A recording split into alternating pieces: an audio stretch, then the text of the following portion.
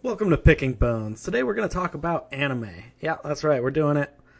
We're going full on nerd, and we're going to get into some anime and talking about its impact on our culture. And we're mostly, of course, going to be focused on the propaganda angle, kind of how is anime used to create a more degenerate society.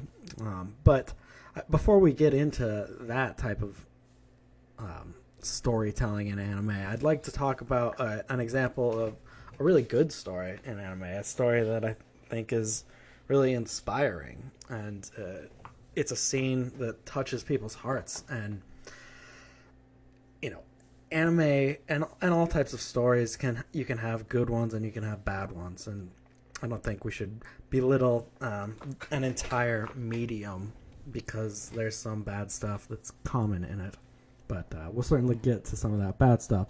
But I want to start here with a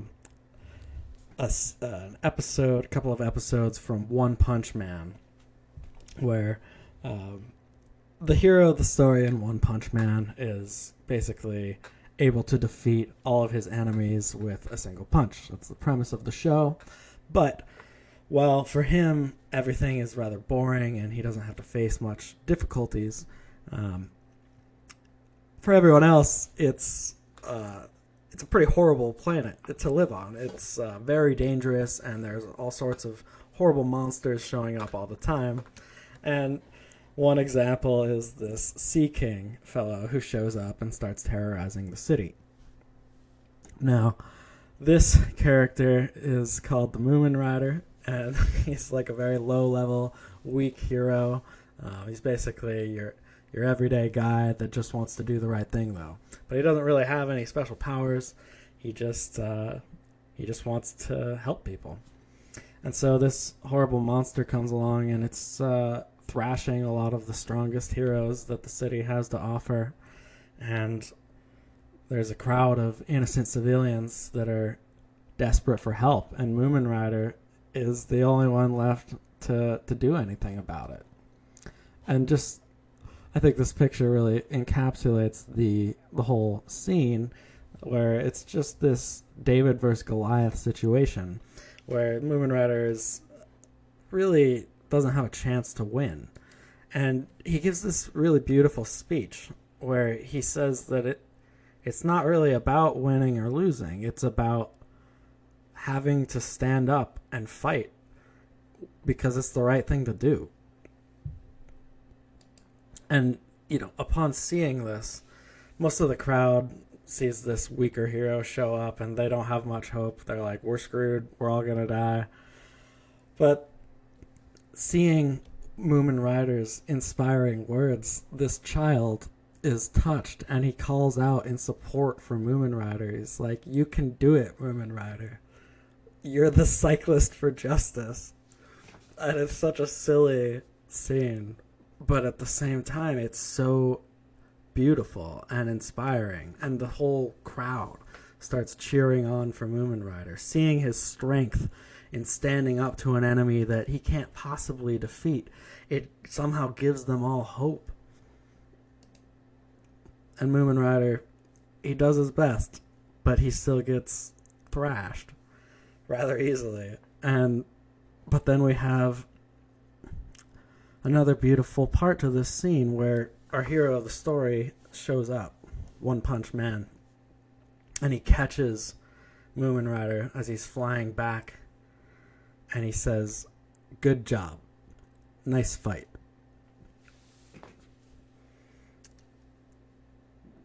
And it's really wonderful. He gives Moomin Rider credit, even though he didn't do much. He did his best. He did all that he could. He gave everything, even if he wasn't able to defeat this enemy. Now, for me, looking at this story really, really got to me. This episode, I related to it in a very deep way, and I think that's an important thing about storytelling is how it makes us process some of the things going on in our own lives. I mean, it's something I struggle with, is dealing with, I want to fight against the corruption in this world. I want to fight against these secret societies and cults and evil organizations that have so much power, and we can feel so hopeless against, just not knowing what can I actually do versus a group like this. And to me, this scene just makes me think of, well, it doesn't matter if I can really beat them. I don't think I can, but I have to try. It's not about defeating the Illuminati. It's about giving it my all and doing my best to combat them and to make people aware of what's going on, and to point people in the right direction, I would say, which I would say is Christianity. And what Saitama, the hero of the story, showing up and saying, "Nice fight, good job," it makes me just think of what God expects of us. We can't fix the world, but we're expected to do our best. And I think that if we do our best, that means something, even if we're not able to fix everything ourselves. And we don't need to, because ultimately we have a all-powerful God who can fix things himself. So yeah, I think that's a really beautiful scene, and I think there are some other plenty of wonderful examples of anime and storytelling in all forms, in video games, in movies, in shows. There can be wonderful moments and episodes and things that just can really inspire us and help us process our lives. But now let's get to some of the darker stuff in anime. Some of the things that we see so commonly that are really horrible, particularly when you're considering that most anime is directed towards younger audiences. So one of the more depraved anime out there is High School D&D, DxD. I don't know much about this one, but obviously it's about high school characters and just perving on them. If you read on the overview for this is like the 3rd volume of the manga. It says the main character was recently brought back to life as a devil, and he's working towards his ultimate goal of becoming a harem king. And so it's all about this character who, actually becomes a devil, just trying to create a harem of high school girls. And that is a pretty common type of story in anime. Like, this is not any unique thing. There are tons of anime like this. And even if the anime is not entirely based around that, you've almost always got these kind of degenerate tropes going on. My Hero Academia is another story about kids kind of in school growing up. This is one of the kids that's like constantly sexualized, as you can see. And this just happens all the time, but it can be even worse than that. And so this is the site, it's like All the Tropes wiki. It's just kind of goes through things that you see again and again in different anime. And this one is called the pervert dad trope. And you see, the one example that came to my mind when I was thinking about this is Bleach. Very early on, if you're watching the series of Bleach, there's a point where the dad mentions looking up his young daughter's skirt.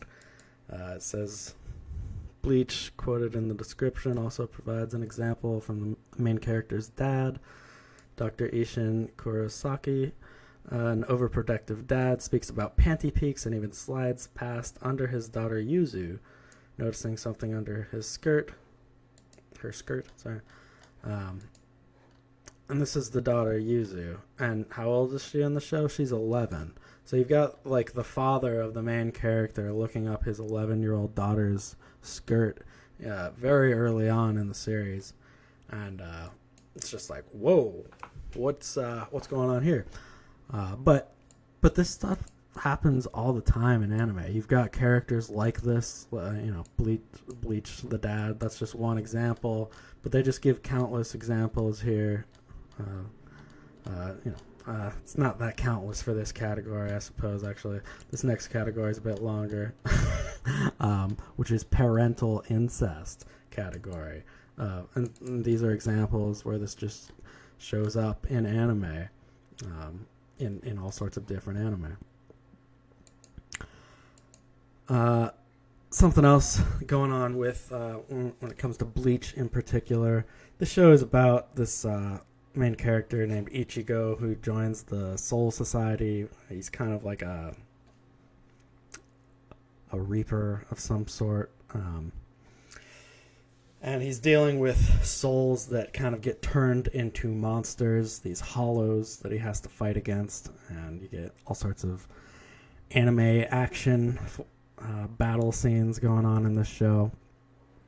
But another important aspect to all this is that Ichigo and many of the characters essentially use the power of these hollows, these monsters, these demonic type figures, and he's always putting on this mask. It gives him a large burst of power, and this is something that we see really commonly in anime, of kind of using demonic power for good. It acts as if you can use that power and harness it and use it in whichever way you please. So let's jump to our next anime, Dragon Ball. Dragon Ball is one of the most famous anime out there. It's one of the early ones that a lot of people kind of grew up watching this show. And Dragon Ball has this character Bulma in it. And she starts out in the series as an underage girl, but as you can see, as she's drawn, very sexualized. She's sexualized from the very beginning. Let's reload that page. This is an article by Riley Hutchins on comicbook.com, where he talks about every perverted scene in the original anime. And he says, for a show marketed for children, the original Dragon Ball series has a lot of sexual undertones. One of the main characters, Bulma, is the definition of fan service. Every time she's featured in a scene, she brings some sexual elements with her. Some of these scenes were edited for the American release, blah, blah, blah. I think this is an important, interesting point that he makes. He says that many of these sexual scenes were not included in the original manga, but only in the anime series. So you have, as some of these bigger companies get involved with these manga projects, the mangas are the comic versions of these stories, and many manga are then turned into anime. And so then you have these bigger companies involved, and often it's them that are pushing the degeneracy, wanting to get that mixed into the story. And this clearly happened with Dragon Ball in a pretty bad way. I'm not going to go through all these examples, but it says, like, right in episode 1, you've got the character, lifting up Bulma's skirt, and you've also got Master Roshi, who's like this older guy that trains the main character Goku, and he's just a complete pervert, and he's often creeping on the underage Bulma. And then, so like Bleach, you have kind of this weird sexual stuff going on in these children's cartoons, but then you also have kind of weird occult angles going on as well. There's a character called, in the American version, he's called Hercule. He's a real retard of a character. He's kind of an idiot. He's played off as a big goofus. But in the Japanese version, he's called Mr. Satan. And so this is a scene that shows up in one of the episodes. Using his special powers, the world champion is speaking to the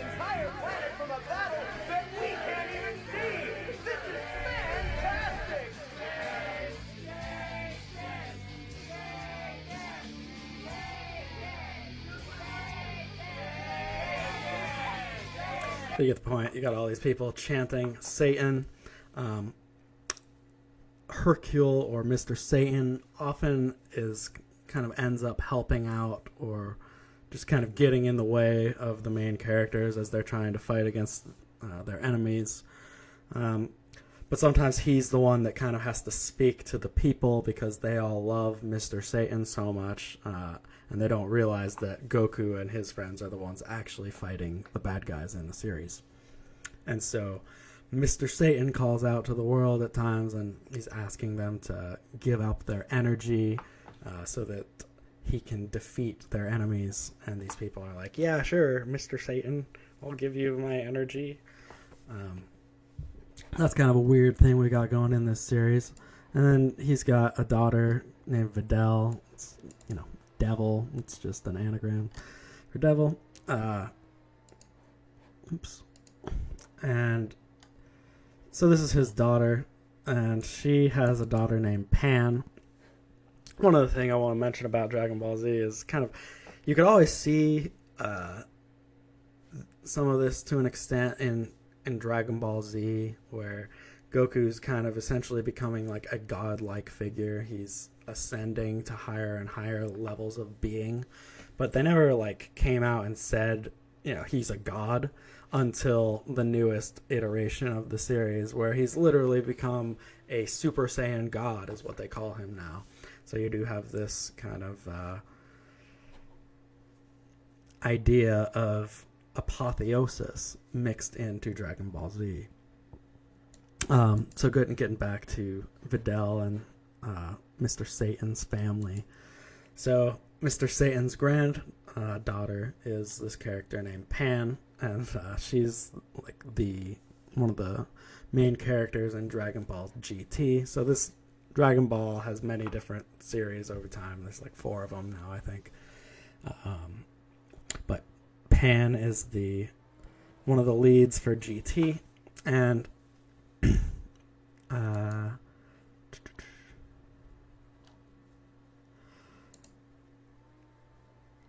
here's an article, or not, just like a forum post that I found, kind of talking about this stuff, talking about Pan and what's going on with her, and saying they're a little bit creeped out by the character and what they chose to draw for this character. Pan is a very, very young in the show.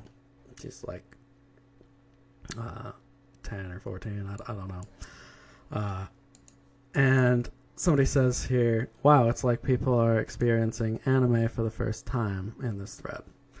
And I think that you can find plenty of anime discussions where people, I had other examples of this, I just didn't feel the need to throw them in this video, but there are plenty of examples of people kind of bringing up, like, what's up with this weird sexual depravity in this show? And people are just like, yeah, it definitely is pretty gross. But that's just an anime thing. That's just what you can expect out of anime.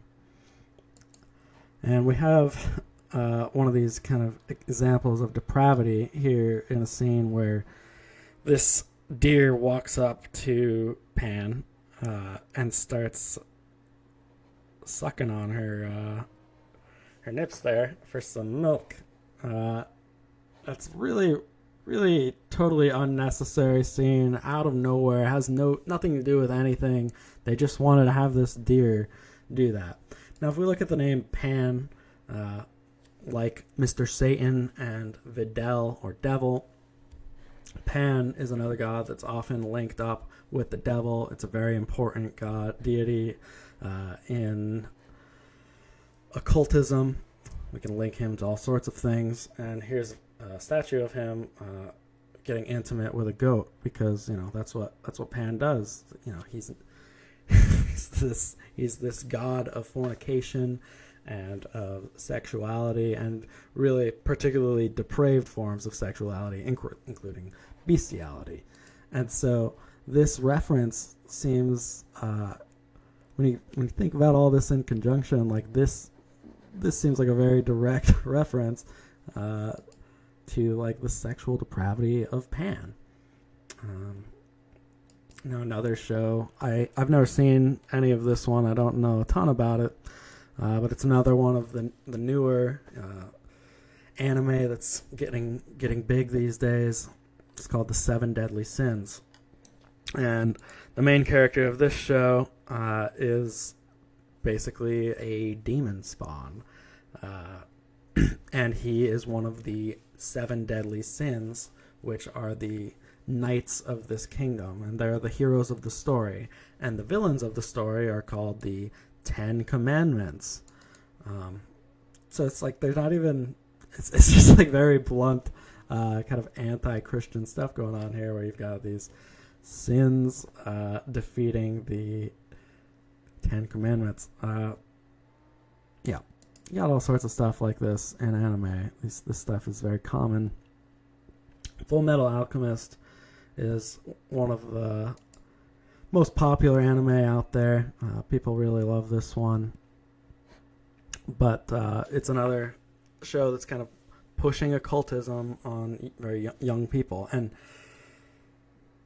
a lot of the alchemy going on in this show is very, very dark. There's some really horrific stuff that happens in this show, with people doing kind of human experimentation type stuff and mass human sacrifice for power. So you've got a lot going on in this show, but also you have the main characters are also alchemists, and they're, you've got this kind of concept in the show that alchemy can be used for good or for bad. And I think this is very common in occultism, where they kind of try to push this notion that we can all tap into the same source energy, or it's very similar to the idea of the Force in Star Wars, that there's just this magical energy out there that anyone can tap into, but they can use it for good or for bad. And that's really kind of the religion of America, that a lot of people have kind of bought into on some level, that aren't all these religions just the same? Aren't we all kind of able to pray or do these different ways to tap into the energy of the universe, and we're all just doing it in different ways? No. I mean, all these religions have very different beliefs. They're very different, but this is something that's pushed on us. We're taught to think of these things as all just different ways of explaining the same thing. And I think that these stories that we see that push these types of ideas are very influential in the way that we kind of process, the way we think about the world. So they contribute to people kind of buying into the Masonic ideas that are pushed on us. So I think these are some of the most kind of negative things going on commonly in anime. We've got the sexual depravity, and it's not just encouraging kind of sexuality. It's really gross stuff. It's fathers looking at their daughters, lusting after their daughters. It's people, trying to find a way to look up girls' skirts. It's particularly degenerate stuff. It's not just having a bit of sexuality in your story. And then we've got the normalization of things, of kind of certain occult concepts. You've often got very weird portrayals of Christianity in anime. And you've got just the concept of this universal energy that we can all tap into, which I think is something they work very hard to push on us. And it's, when I think back on just my personal experiences of kind of religious thought and figuring out where I'm at, like, I did totally buy into this kind of concept of universal energy, and that we're just all tapping into the same thing in different ways. And I think that that's a very dangerous concept, and it's also just not very well thought out. If you really get into studying different religions and philosophies, I don't think that this idea holds water at all. These different schools of thought are very opposed to one another, and they can't really fit in with one another. They're not all saying the same things. And it's important to acknowledge the distinctions of these different religions and ideas. So that's all I've got for you on anime. I didn't go like super in depth with any one show, but I just wanted to kind of give an overview of what's going on with a lot of these shows, and kind of get a grasp on how these things might be affecting the young people in particular. I know I haven't been producing a ton of content lately. I apologize. I have kind of found myself wanting to just focus on larger projects. You know, if you go back to the first video I made, I spent 6 months on that before I put it out. It was really just research intensive, and I wanted to show my sources and really document the case for what I was saying about the influence of secret societies on our culture. And I think that these larger projects are what interests me the most. So I've got a few of these larger projects that I'm working on right now. I can tell you what they are. One of them is on Rosicrucianism and alchemy, kind of just looking at the pre-America, what happened in Europe that kind of led us to the American Revolution in terms of the occult. I've also like to do one, a series or a larger video on the history of channeling and contact with entities, going back to Babylon and then just working our way up to more modern forms of occultism. And what was the third one I'm working on is a video on witchcraft and kind of looking at how witchcraft was treated historically versus how it's treated today. And so these are some of the larger projects I've been working on. I also feel like I need to be putting out more shorter videos because I'm just disappointing y'all kind folks, and it's not good for the YouTube algorithm for me to not be putting out content. So I will try to do more short form content in the meantime, but I do just find myself wanting to focus on these larger projects, and on top of those three that I'm working on, I really want to write my first book. That's the most important project to me at the moment. I think it's important for me to get that done, and so I just, when I'm working on my YouTube stuff and my research, I am focusing more on that type of stuff. But I will try to get out more regular content because I know it's been pretty lacking. But I just wanted to give you an update on kind of what's going on with me with all of the research and whatnot. I hope you're all doing well. Things just keep getting crazier out there. It's really insane to see some of what's going on. A lot of just brutality, a lot of horrible violence, and just constant escalation. You know, looking at what's going on with COVID, we kind of predicted so many bad things were going to come down the pipe that they could potentially use this to really reshape the world in a lot of ways. And, I was wondering, there's a lot of speculation about what could happen, but more and more of it's coming true. More and more what we thought could happen, it's happening. And this stuff just keeps going on. It's crazy, I know. So I hope you're all safe out there. Just don't let them push you into hatred. A lot of this, I think, is about dividing and conquering the people. They want a race war. They want perhaps a civil war.